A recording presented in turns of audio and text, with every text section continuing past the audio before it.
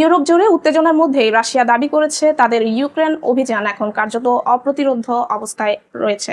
মস্কোর বক্তব্য অনুযায়ী তারা উত্তর পূর্বাঞ্চলীয় খার্কিভের কুপিয়ানস্ক শহরের বেশিরভাগ ভবনের নিয়ন্ত্রণ নিয়েছে এবং ইউক্রেনীয় সেনাদের একটি অংশকে ঘিরে ফেলেছে। এদিকে রুশ প্রেসিডেন্ট ভ্লাদিমির পুতিন দাবি করেছেন সব ন্যাটো দেশই এখন রাশিয়ার সঙ্গে যুক্ত করছে। রাশিয়ার প্রতিরক্ষা মন্ত্রণালয়ের মতে কুপিয়ানস্ক পুরোপুরি দখল করা গেলে ডনেৎস্কের দিকে অগ্রসর হওয়া তাদের জন্য অনেক সহজ হবে, যা বর্তমানে মস্কোর সবচেয়ে বড় অগ্রাধিকার। তবে ইউক্রেনীয় সামরিক বিশ্লেষক কনস্টান্তিন মনে করছেন শহরটি পুরোপুরি নিয়ন্ত্রণে আনতে রাশিয়ার অন্তত আরও 1 থেকে 2 ডিভিশন সেনা প্রয়োজন।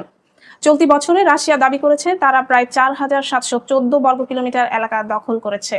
তবে যুক্তরাষ্ট্রভিত্তিক think tank Institute for the Study of War বলছে প্রকৃত সংখ্যা প্রায় 3434 বর্গ কিলোমিটার। এদিকে কূটনৈতিক অঙ্গনেও নতুন পরিবর্তন লক্ষ্য করা যাচ্ছে। জাতিসংঘ সাধারণ পরিষদের অধিবেশনে মার্কিন প্রেসিডেন্ট ডোনাল্ড ট্রাম্প ইউক্রেনের প্রকাশ্যে প্রশংসা করেছেন। তিনি বলেন, পশ্চিমা দেশগুলোর আর্থিক সহায়তা অব্যাহত থাকলে ইউক্রেন সামরিক বিজয় অর্জন করতে সক্ষম হবে। ট্রাম্পের এই অবস্থান তার আগের বক্তব্যের উল্টো। চলতি বছরের ফেব্রুয়ারিতে তিনি বলেছিলেন ইউক্রেনকে 2014 সালের আগের সীমান্তে ফিরিয়ে নেওয়া বাস্তব, কিন্তু এখন তিনি ইঙ্গিত দিচ্ছেন দীর্ঘস্থায়ী সহায়তা ও ধৈর্যের মাধ্যমে যুদ্ধের শুরুতে যে সীমান্ত ছিল তা ইউক্রেনের পক্ষে পুনরুদ্ধার করা সম্ভব হতে পারে। অন্যদিকে ইউরোপের ক্রমবর্ধমান সামরিকীকরণ নিয়ে কড়া হুঁশিয়ারি দিয়েছেন রাশিয়ার প্রেসিডেন্ট ভ্লাদিমির পুতিন। তিনি বলছেন ইউরোপ ধারাবাহিকভাবে সামরিক সক্ষমতা বাড়াচ্ছে এবং এর জবাবে রাশিয়া দ্রুত গুরুত্বপূর্ণ ও কঠোর পদক্ষেপ নেবে। একই সঙ্গে তিনি অভিযোগ করেছেন সব ন্যাটো দেশই এখন বাস্তবে রাশিয়ার সঙ্গে যুদ্ধে অংশ নিচ্ছে।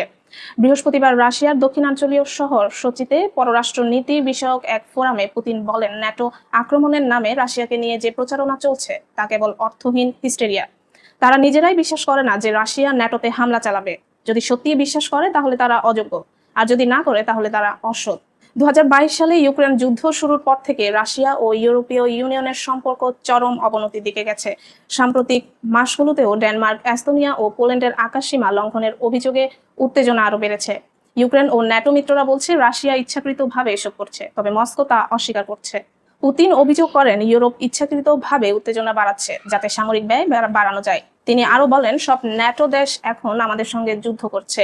তারা গোয়েন্দা তথ্য দিচ্ছে, অস্ত্র পাঠাচ্ছে, অর্থাৎ সরাসরি যুদ্ধে অংশ নিচ্ছে। মার্কিন প্রেসিডেন্ট ডোনাল্ড ট্রাম্পের সঙ্গে আলাস্কায় হওয়া বৈঠকের প্রশংসা করে পুতিন বলেন, ট্রাম্প এমন একজন মানুষ যিনি কথা শুনতে জানেন।